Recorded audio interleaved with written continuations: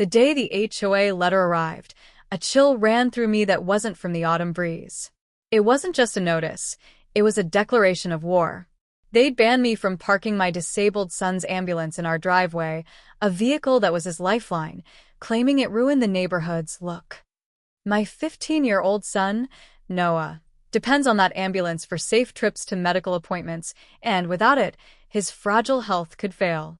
But the HOA, led by a power-hungry tyrant named Eleanor Brooks, didn't care. They hit us with fines, threats, and endless harassment, risking my only child's life to show their control. I tried reasoning, begging, but they laughed in my face. So, I fought back, hard. I sued them for $100,000, dragging their arrogance into a courtroom where their petty rules fell apart. What should have been a simple act of kindness became a legal battle.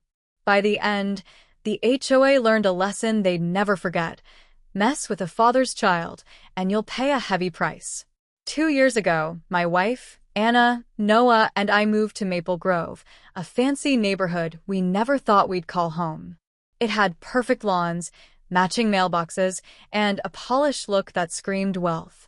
We weren't after status. We wanted a better life for Noah. Born with severe physical and cognitive disabilities, he uses a motorized wheelchair. Every task is a challenge. Our old house, with narrow doors and tight spaces, trapped him. Then luck struck. I inherited money, and Anna got a promotion. We grabbed the chance to buy a home built for Noah, wide doorways, a lift system, and a layout that gave him freedom. It felt like a miracle. But the neighborhood's charm hid a cruel side, an HOA obsessed with control, ready to attack anyone who didn't fit their mold. Noah's life isn't like other teens. While his peers chase sports or social media, he fights daily pain and fatigue. Simple tasks like bathing or moving need special equipment. Transporting him was our biggest hurdle. Our old van, unreliable and cramped, hurt him during rides to doctors. We needed a vehicle where he could lie down, stable and spacious. After months of searching, overpriced vans, shaky transport services, we found it, a 1960s ambulance, blue and white, sirens gone, but built for medical needs. It had a stretcher, safety straps, and room for Noah to rest comfortably. Affordable and reliable, it was a blessing. I touched its faded paint, relief washing over me. No more painful rides. No more breakdowns. This was Noah's lifeline, our peace of mind. We thought our struggles were over. We were wrong. Less than a day after parking the ambulance in our driveway, the HOA attacked. A letter appeared in our mailbox, cold and official. Remove the commercial vehicle or face penalties. I stared, anger replacing disbelief. Commercial vehicle? This wasn't a delivery truck. It was medical equipment for my disabled son. The next day, another letter came, then another.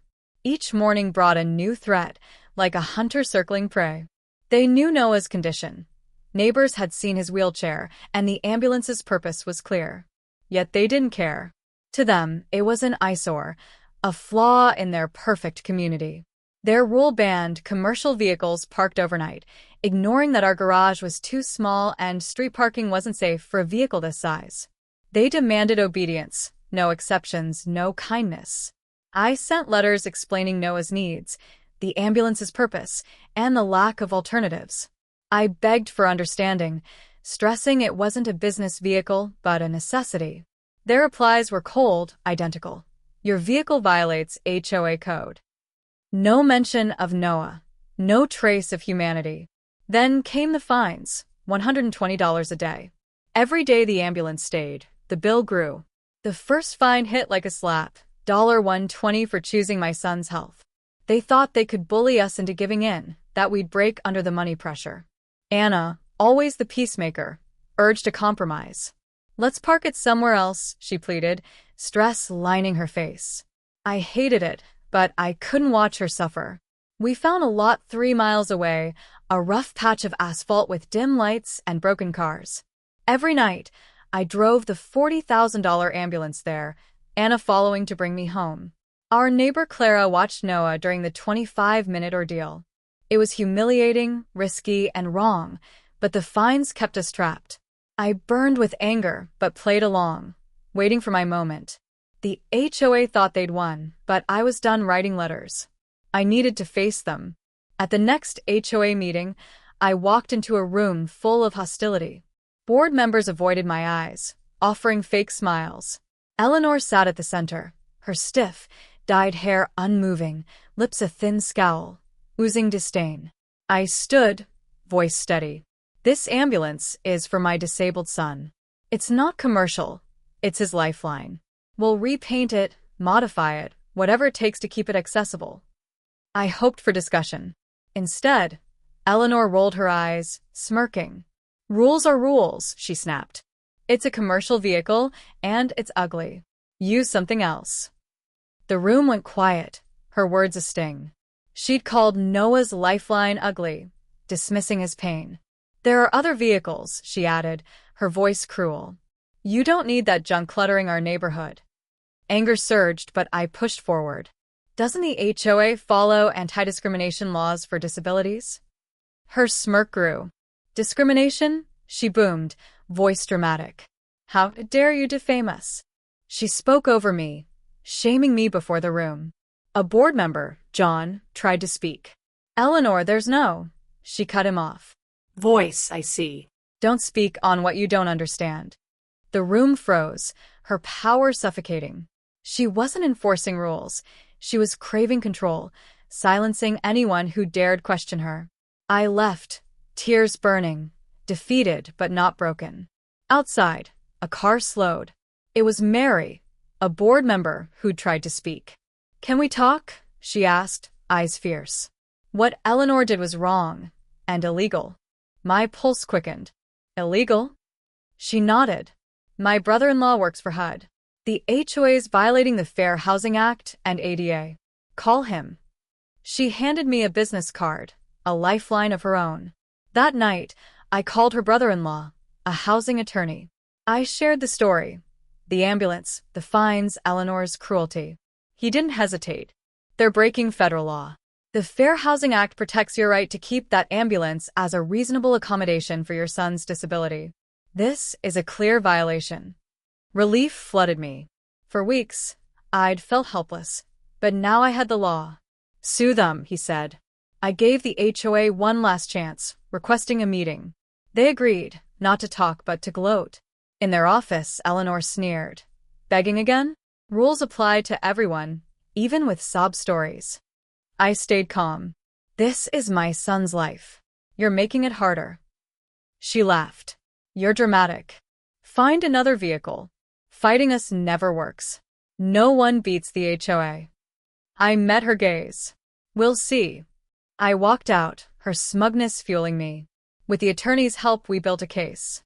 The HOA's fines, threats, and dismissal of Noah's needs were a trail of discrimination. Keep the ambulance in the driveway, our lawyer advised, grinning. Let them fine you. It strengthens our case. So we did. Fines stacked up.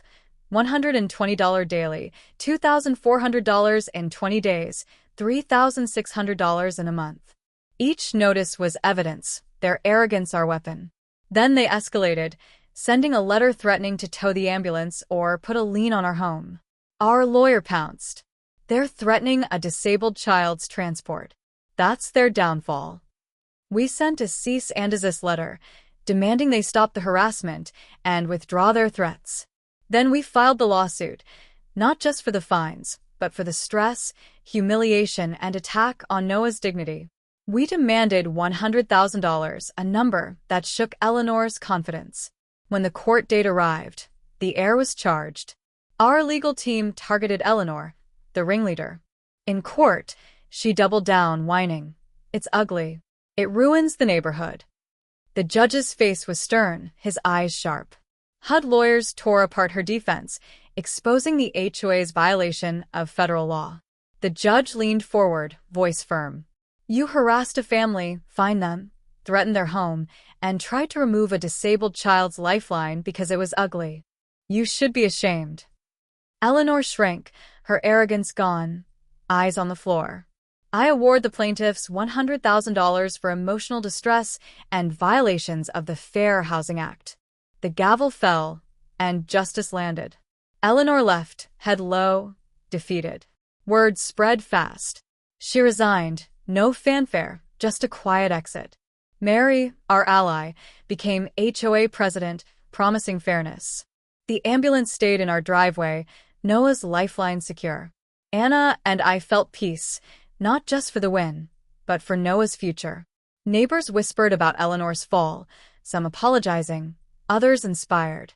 At home, I watched Noah move his wheelchair, a smile breaking through his pain. We'd fought for him, and we'd won. The HOA thought they could bully us, but they underestimated a father's love. That $100,000 wasn't just money, it was proof. When you threaten a child's safety, you lose.